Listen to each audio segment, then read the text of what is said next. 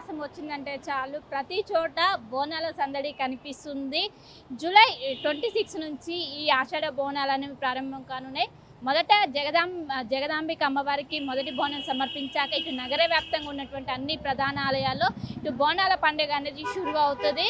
మొదటగా అక్కడ జరిగాక రెండో వారం బల్కంపేట ఎల్లమ్మ వారికి కళ్యాణం జరగనుంది. దీనికి ప్రస్తుతం నేను బల్కంపేట ఎల్లమ్మ ఆలయం దగ్గర ఉన్నాను. జూలై 1న అమ్మవారి ఆలయం జరగనుంది. దీనికి సంబంధించినటువంటి అన్ని ఏర్పాట్లు చేస్తున్నారు. ఒకవైపు ఇటు గుడికి పెయింటింగ్ చేయడం కావచ్చు, చిన్న చిన్న ఏవైతే వర్క్స్ ఉంటాయో ఇటు బారిగేట్స్ ఏర్పాటు చేయడం ప్రతి ఒక్కటి కూడా చేసి అంగరంగ ప్రతి సంవత్సరం ఏ విధంగా చేశారు ఈసారి కూడా అదే విధంగా చేసేందుకు ఒకవైపు అటు ఆలయ నిర్వాహకులు పెద్ద ఎత్తున ఇటు ఈవో కావచ్చు ప్రతి ఒక్కరు కూడా పెద్ద ఎత్తున ఇప్పటి నుంచి ఏర్పాటు చేసి మనం ఈ సెటప్ చూడొచ్చు.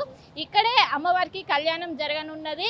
మొత్తం 30వ తారీఖు పూర్తిగా ఇటు రోడ్డు మొత్తం క్లోజ్ చేసేసి మొత్తం ట్రాఫిక్ ఆంక్షలు అనేవి అమల్లో పెడతారు. సాయంత్రం ఏదైతే ఎదుర్కోలు ప్రారంభమైన అనంతరం మొదట ఉదయం అమ్మవారి కళ్యాణం మొదలవుతుంది. దీనికి లక్షల సంఖ్యలో భక్తులు వస్తారు. గత సంవత్సరం దాదాపు 1,500,000 భక్తులు వచ్చారు. వాళ్ళకి సంబంధించి ఒకవైపు వాళ్ళు పెద్ద ఎత్తున ఇబ్బంది పడ్డారు, చిన్నపిల్లలు కావచ్చు. ఇంకోవైపు అటు మినిస్టర్లు, మేయర్ కావచ్చు, వీళ్ళందరూ కూడా ప్రోటోకాల్ సమస్య తలెత్తింది. వారిని దృష్టిలో పెట్టుకొని ఈసారి ప్రత్యేకంగా ఏర్పాటు చేశారు. ఎవరైతే విఐపి టాకులు ఉంటారో వాళ్ళ కోసం ప్రత్యేకమైన ఏర్పాట్లు చేశారు.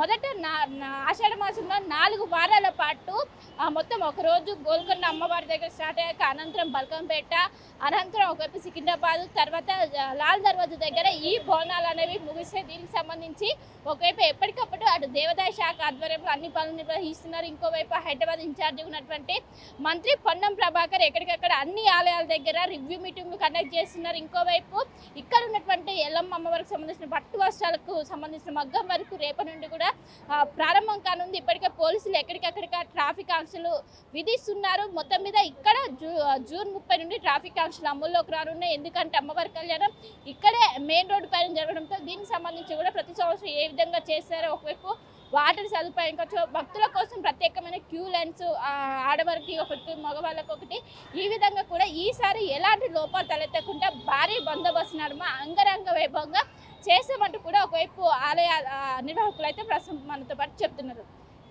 కోతితో కలిసి శిల్ప హైదరాబాద్. ఇండియా పాకిస్తాన్ ఉద్రిక్తతలపై లేటెస్ట్ అప్డేట్స్ కోసం డౌన్లోడ్ చేసుకోండి RTV లైవ్ యాప్.